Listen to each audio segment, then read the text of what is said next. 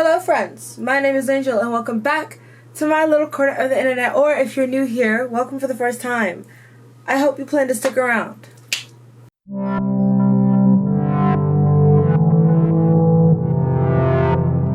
So, for those of you who are familiar with this channel, this is obviously a very different setup than what I usually do. I'm usually sat in one corner, doing my little chit-chatteries. But I'm switching up the swag today. This camera is heavy. It's not made for handheld nonsense. As I'm recording this video, the WGA and SAG after strikes are on day 103 and 28 respectively. I'm pretty sure those are the right numbers.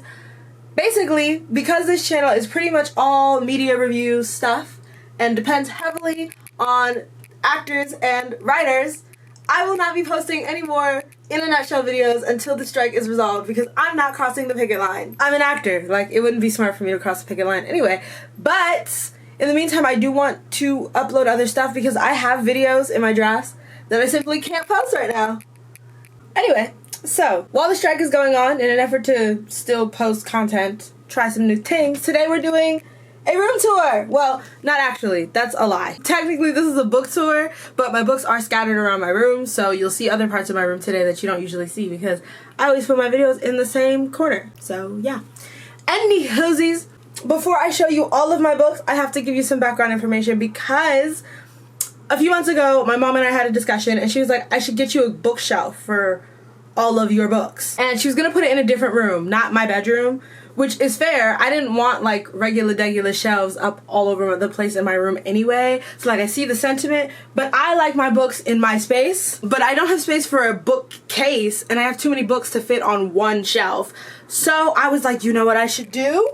I should do some research, see if I can find, those floating cube shelves? Like these little floating cube shelves. I think that they're really interesting and I was like, I should buy some of those. I could buy 4 or 5, hang up all my books around my room, it'll be great. I did some research on Amazon looking for floating cube shelves much like this one. However, this one, which is the one I really liked, is $50 a shelf. And when you have as many books as I do, $50 a shelf is insane. I need more than one. I can't spend $50 on a single shelf. Okay? But then the ones that were in budget were all nesting doll style, like this type. The problem with that, though, is that it starts with 10 inches. 10 by 10. Great. I can fit a good number of books in a 10 by 10 shelf. And then the second one is maybe 7 inches-ish. Less great, but still workable for some of my smaller books. The last shelf is always 5 by 5. And if you're not a bookworm, you haven't read a book since you were in high school, you haven't read a book since you were supposed to read them in high school but didn't read them. Listen, if you don't read books as much as I do, you might not be aware of this, but there are no pleasure reading books that are 5 inches by 5 inches. The only books that I can think of that are that size are Shakespeare plays, and the problem with those is that they're thick as hell. So even if I had Shakespeare plays to display in a 5 by 5 shelf, I would only be able to fit 3 of them in there. And sure, there are children's books that'll fit in a shelf like that, but I'm not trying to display the Very Hungry Caterpillar. Why, what? I was in distress, y'all. I was in so much distress. So I decided I was gonna DIY this shit. I was gonna make the cases that were in my brain. I bought these on Amazon. And they're up here now. I jumped ahead, but I wanted to show you what I ended up doing with them because that's not what they're for. As you can tell by this photo, these belong on the ground connected to each other. But rules are suggestions about 40 to 60% of the time. And this is one of those things where it was a suggestion. So I bought these. I went to Michael's. I bought a bunch of art supplies. I documented the whole creation process on TikTok. But I will start by showing you the bookcases, and then I'll show you the collections that are inside them. So each one has a theme. Hang on. I'm not that tall, and I hung up some of them as close to the ceiling as I could get. So this one is a favorite things box. So hobbies and interests of mine. These books with the music notes on them are modeled after an art project I did my sophomore year of college. It was a window vinyl project. If I can find the photo, I'll stick it there. But I wanted to duplicate the project because it was really cool. I also stuck a lipstick up there because during COVID, my first big quarantine hobby was learning to do my makeup, and then there's a cat sticker down there because I bought a bunch of stickers for another box, and then I realized that there were cat stickers in there, and I love cats. So the other side is gonna be a little harder to show because these boxes are like staggered really close to each other, but I'm gonna give it a shot anyway. Okay, more of my hobbies and interests. There's a paintbrush that's out of frame. Oh, there it is. Paintbrush here. Where's my switch? My switch is down there. Bingo, got it. There's a camera for things like this, and also I do photography sometimes. The drama masks, because I'm an actor. There's a guitar back there, as I have played guitar for 10 years. This is so wobbly. YouTube, as it is my main form of entertainment. I almost fell. And also, I have a YouTube channel. This here is an actual score. Those aren't just random notes that I picked with no reason. This is, what is the song called? The song from The Sound of Music. These are a few of my favorite things.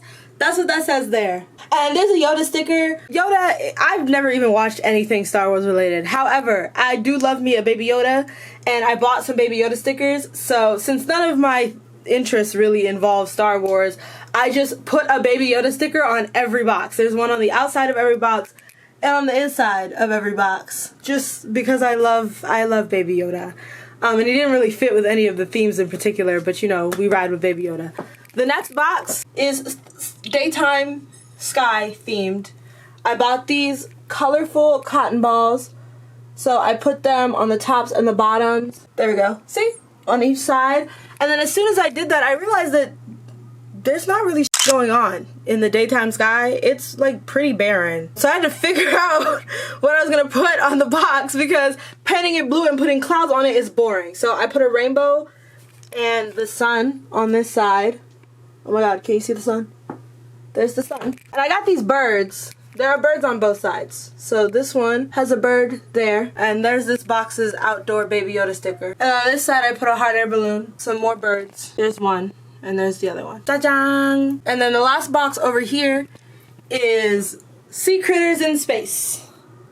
My initial plan for this box was to be space themed. But when I opened the box of stickers this is why I had the stickers for the planets and stuff. But then I saw that there were sea critters, and I was like, oh my god, I want to do something with the sea critters. But there's no sea critter, I didn't do a sea box. So I put the sea critters in space. So there's bubbles and stars. I think Baby Yoda's on this side. Yeah, he's up there. You see him? And generally the same stuff on the other side. Oh my god. More planets, more stars, other sea critters. I think there's a starfish, an octopus maybe. Nope, that's a manta ray. Cool. Time to migrate to the other boxes. This one I'm not getting up on anything for. We're just gonna see it from afar. This is a fairy garden themed box. So I'm not gonna show you the other side because it's too close to the wall. So I got this like confetti stuff and like fake moss. There is a fairy house on each side. And there's one of my fairies. There's a couple others hidden in different places. There's one there. Hey girly pop. That one's in a cookie jar. And there's some bugs. There's a snail on this little mushroom. I'll show you a better glimpse of the mushroom. Hang on, because I made more than I ended up using. It's a little mushroom. Like, what are they? Toadstools? I made them with birthday candles and cupcake wrappers. I just kind of folded them into the shape I wanted. There are dragons as well on this box.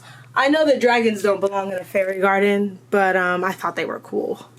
And then there's little birds' nests on both sides. Don't look inside the box. We haven't gotten there yet. I got 2 more boxes to show y'all. Alright, next we have a Miraculous Ladybug box. I drew her big Miraculous box and as many of the jewelries as I could find reference photos for. So there's her earrings and Plag's ring. And the turtle bracelet, Miss Bumblebee lady, the fox, these little ram horn thingies, I don't even know what they're for. The bunny lady, I even got Hawkmoth up here, Mr. Snake.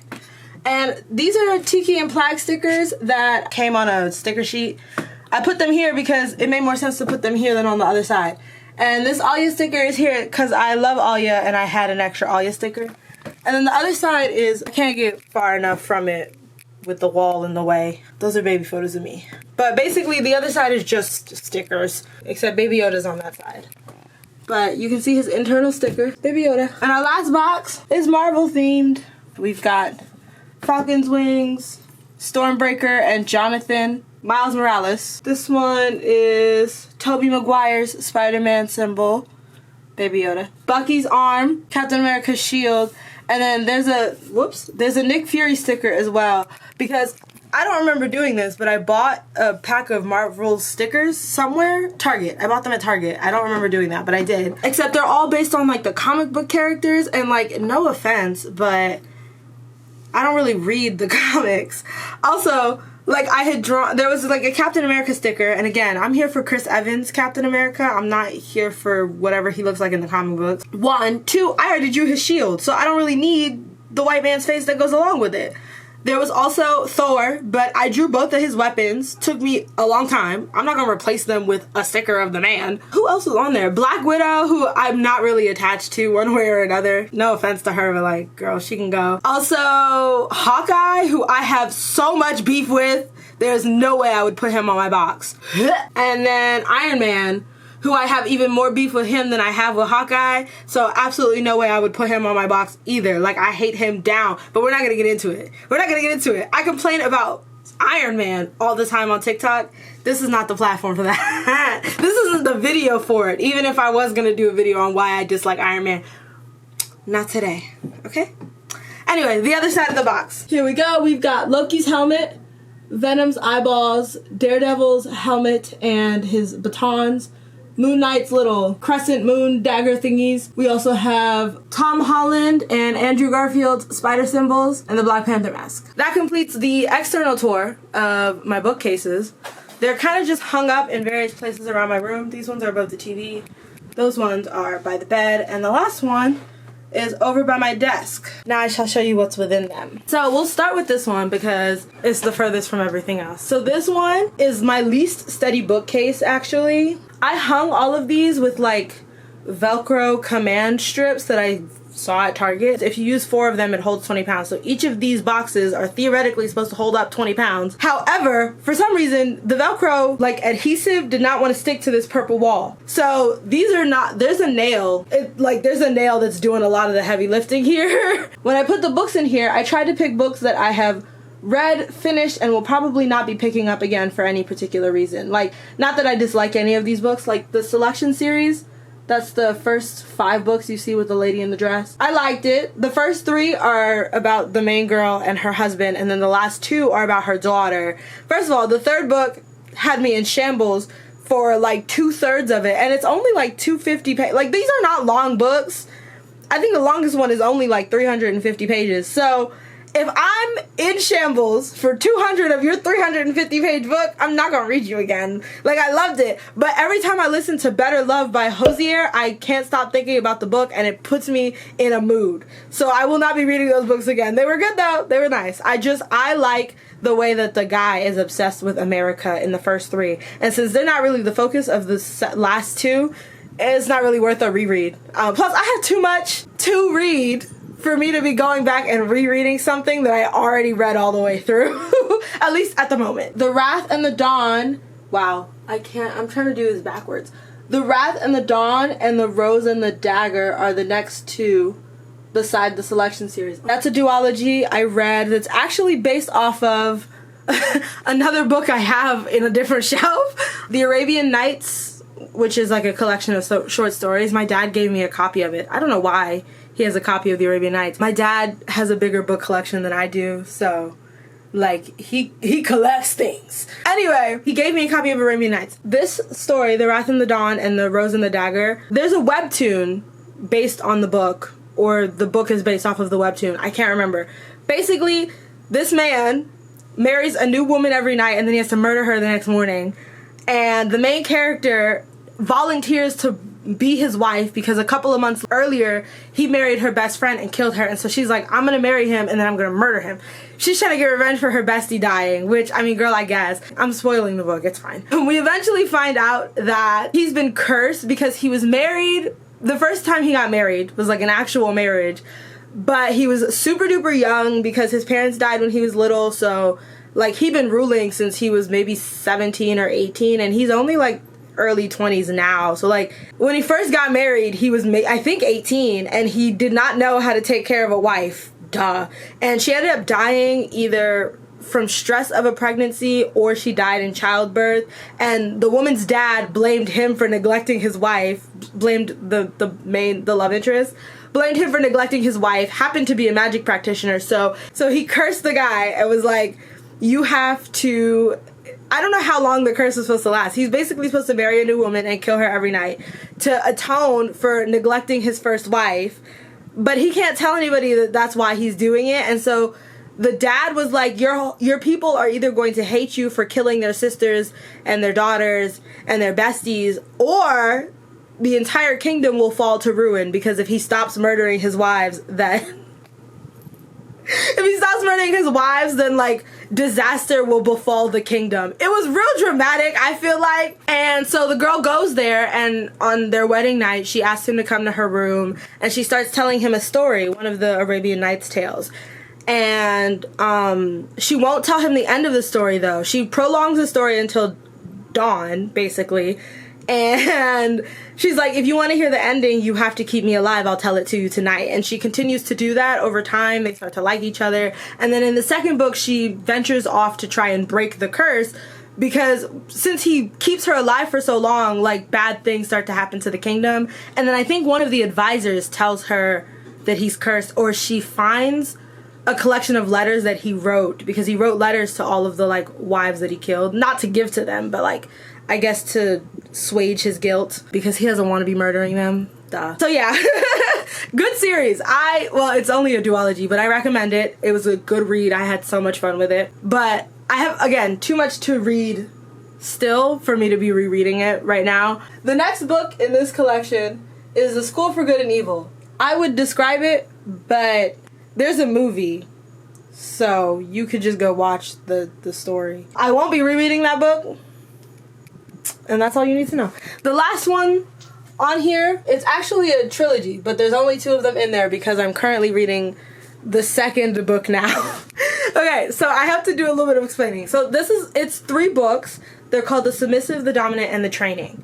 I read The Submissive and The Training like a couple of years ago. I bought all 3 of them at the same time, but I read those 2 like a couple years back, because The Dominant is basically Midnight Sun to The Submissive. So, like, it's just the same set of events, but told through the perspective of the man. And I don't remember liking him enough at the time to really care what he was thinking when all of that stuff was going on. And then when I finished this project and I started putting up all of my books, I found this book in my desk somewhere, because I just tossed it away when I was like, I don't care what he was thinking, I don't want to read it, let me just go get the 3rd book. I flipped to a random page and basically somebody was clowning him, and I was like, if this version of events is just going to be people making fun of him, then I absolutely will read it. So I'm reading it now. Hang on, I'll pull down the book because I have it out since I'm currently reading it. Those are piano keys, because he lives and dies by the piano. That's like his thing. And I don't remember, again, it's been 2 years since I read the other one, so unfortunately I feel like I'm missing a little bit of context here. But he is obsessed with her and has been for years, since they were in college. And I don't remember if he ever mentioned that. Like, I don't remember if the version of events that happened in her head ever does he mention that he's obsessed with, like, he's been obsessed with her since they were in college. They didn't go to the same school, but his friend went to school with her, and he, like, saw her on campus and was like, oh, that's the love of my life right there. But he never spoke to her. So he just kind of has this obsession with this vague idea of a person. And then she, like, falls into his lap, and he's like, I can't have everything I want from her, but if this is what she wants, then I'll go with it.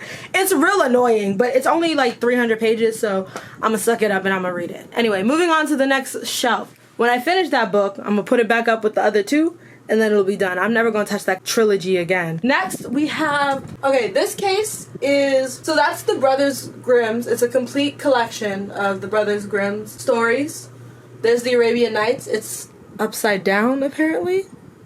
Yikes. P.S. I love you, and to all the boys I loved before. I have the 3rd one too, but I don't know where it is. I couldn't find it when I was trying to put together my collection. Maybe it's downstairs, because these are just the books that are in my room. There are a couple of boxes of books in the basement. Stuff I read a long time ago that I never thought I would pick up again.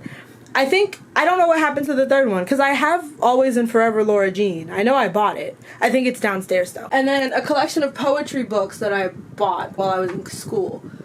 They're like Rupee Kaur-esque, but they're not Rupee Kaur. This case is all books that I'm going to read next. I put them all here that was actually just a coincidence. But these are all of like my to read sections.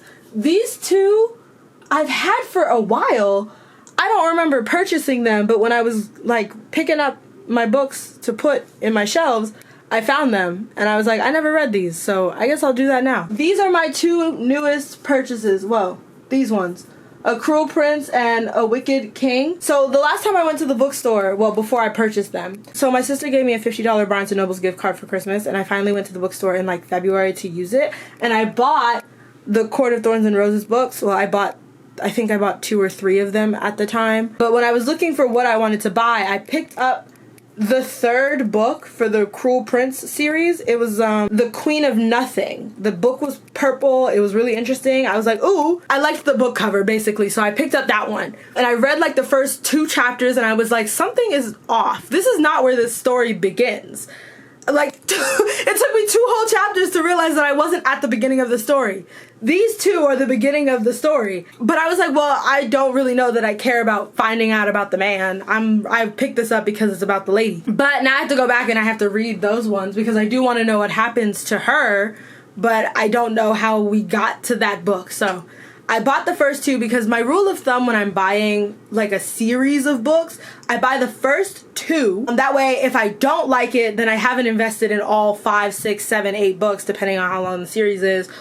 But if I do like it and I finish the first one, I don't have to wait to go to the bookstore to get the next book, because I like hyper focus when I'm really invested in a series. I fixate on it. I want to read everything immediately.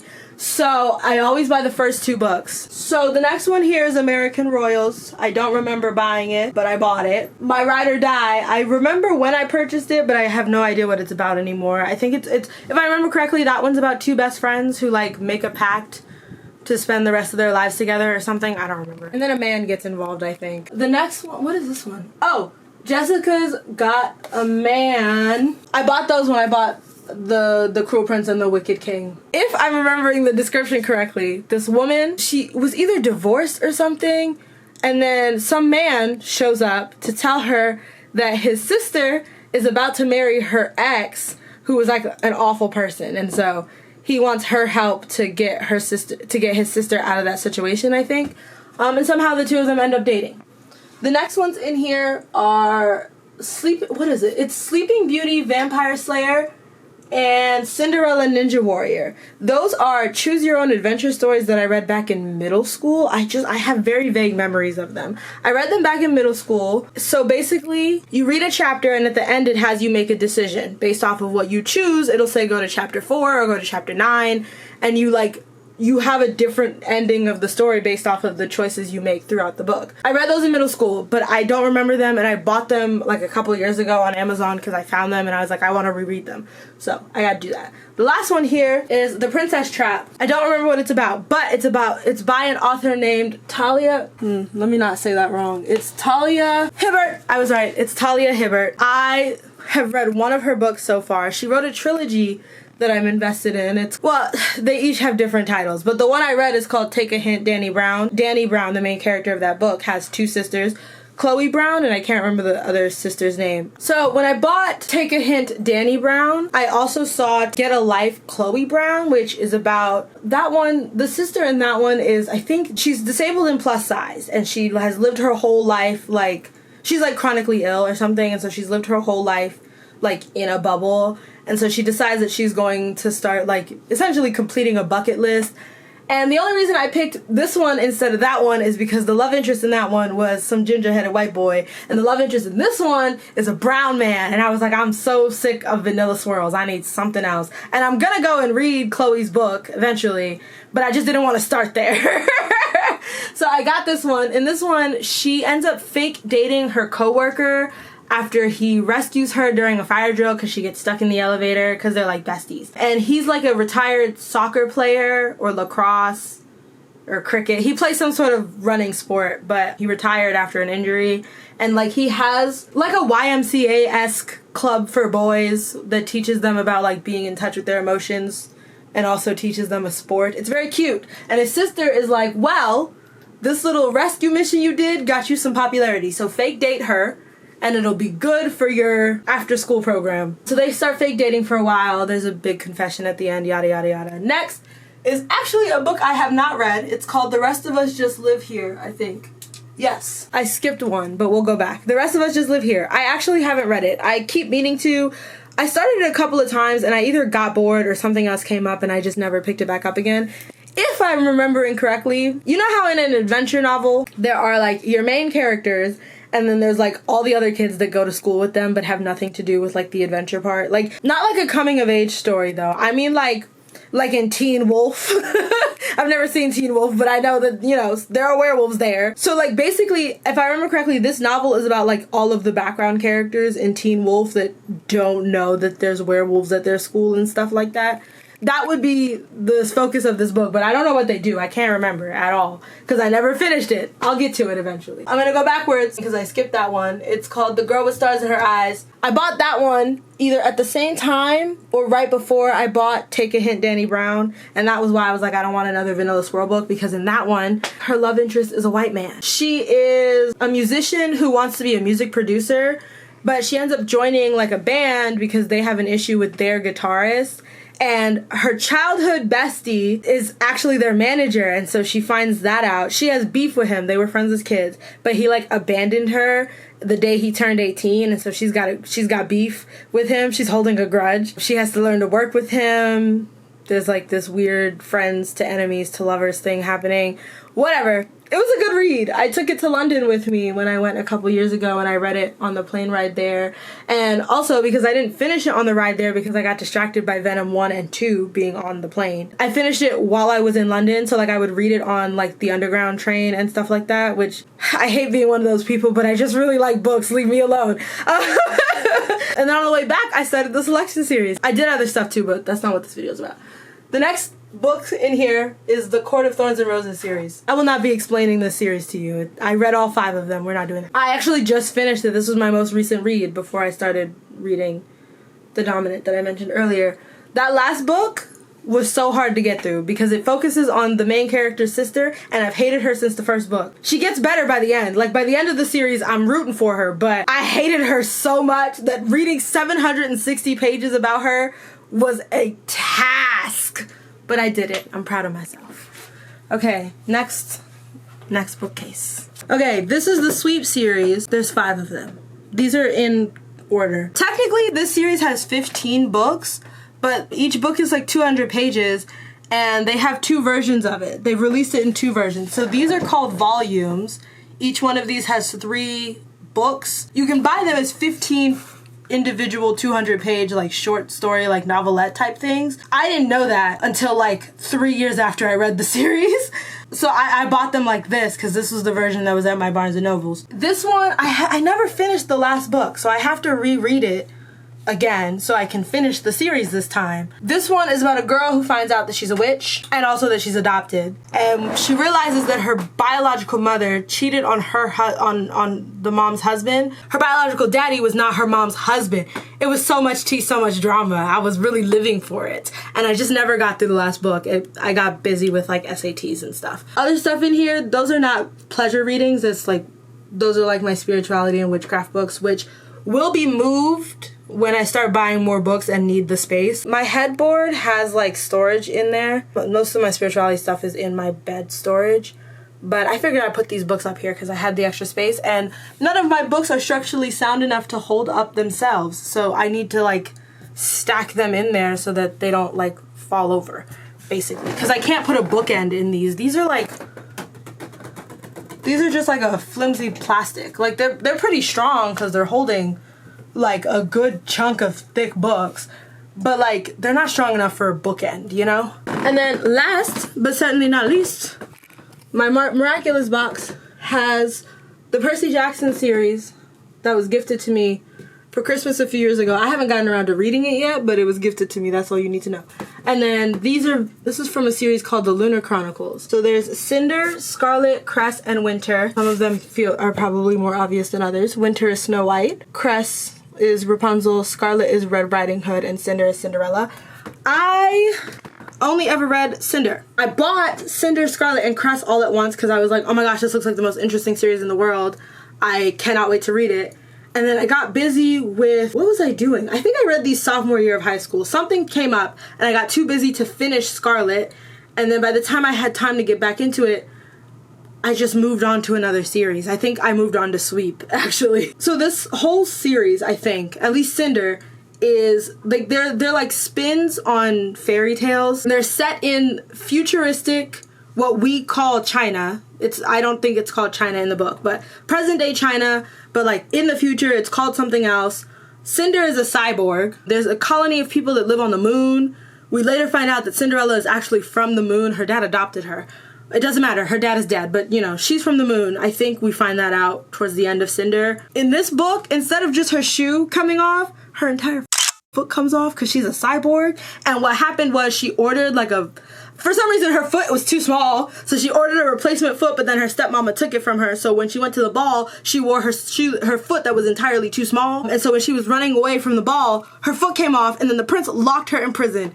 Because the people who live on the moon are like, I don't know, people are scared of them because they have magical powers that allow them to change their appearance. And so he thinks that she's a moon person that was like tricking him into falling in love with her at the ball. That's not what she was doing. I think she is from the moon, but she doesn't even know that. If that is true, she didn't know that. But he locked her in prison at the end of Cinder. And then I started reading Scarlet, but I only got like 50 pages in, so I don't actually remember what happened in that book at all. I ended up going back and buying Winter when I saw it in a store just because the cover looked so cool. I was like, I have to get back into the series if just to get to this book. There's one other book, I have to find it, that is not in the collection on any of the shelves because I took it down. So I went to Jersey last weekend for a wedding, and I took down that book as well as the one I mentioned earlier that I'm currently reading, The Dominant, because I wasn't sure which one I was going to read, and also both of them are relatively short. Like, a 300-page book, if I dedicate enough time to it, I can finish it in the 3.5 hours it takes us to get to Jersey.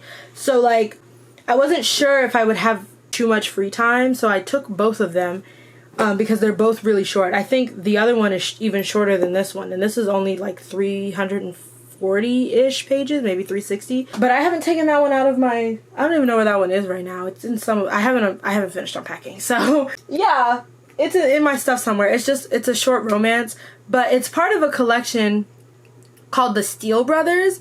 Now, I don't know for sure because I didn't actually look at any of the other books. I think each book focuses on a different person. Like, it's not like a connected series in a sense. It's just that it's all about the same family members, but each one is a completely unrelated romance story except for the fact that, you know, characters might reappear. Like, there might be some cameos here and there. That just reminded me of another series I read, but this one was on Wattpad. I can't remember the name of it. There were like 3 authors on Wattpad that I like read their stuff obsessively. One of them was called Kanye Interrupted Me. And the other one was like Cherry Pop 12, I think. It was by one of them too. They did like a series of stories. I think there were 4 of them about, it was a werewolf romance about 4 brothers. Each book focuses on a different brother, like, finding their werewolf partner. And by the 4th book, if you read them in order, you don't have to, but if you read them in order, then by the 4th book, all of the girls from the other books make appearances in it because they're, like, all dating the other brothers. It was a cute little series. That was, like, totally unrelated. But that, I believe, yeah, that completes my book tour. Thank you for indulging me. I'm gonna try and work out other content until this whole writers actors strike is sorted out. Support your unions. On that note, thank you so much for watching. Wait. Yeah, listen, I've changed quite a few things for this video, but we are still going to do this. At the end of every one of my videos, I ask a question for you all, the audience, to answer down below in the comment section. This week's question, I feel like it's only fitting that I ask, what is the most recent book that you read? No shade, no harm, no shade. I don't really care what you read, honestly.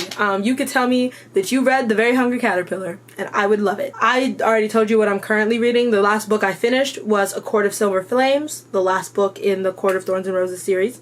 Sorry, side note, since I'm talking about books, I just want to say, I didn't read a lot of the novels that we were supposed to read in school. I will admit. Because most of them were boring to me. But two of the ones that I really enjoyed reading when I was in high school were The Alchemist and Fahrenheit 451, which actually wasn't even my assigned reading. It was my sister's, but because I read more than she does and I read quicker, she had asked me to read it aloud to her so that she could, like, get the story without actually having to do any reading. And I was like, sure, I don't mind. And I really liked that one. I never finished it, though, because I was reading it for her, and then eventually she stopped reading it. And The Alchemist was a really good book that I read my senior year. Anyway, tell me what your most recent read was. What you been up to. And on that note, this is the real end of the video. Thank you so much for watching. Be sure to like, comment, share, subscribe. Turn on post notifications so that you don't miss whenever I upload next. I'm not consistent, even though I'm supposed to be uploading every other Saturday. We'll see if I ever get around to keeping that schedule. Anyway, have a lovely day, night, week, whenever you're watching this. Enjoy your time.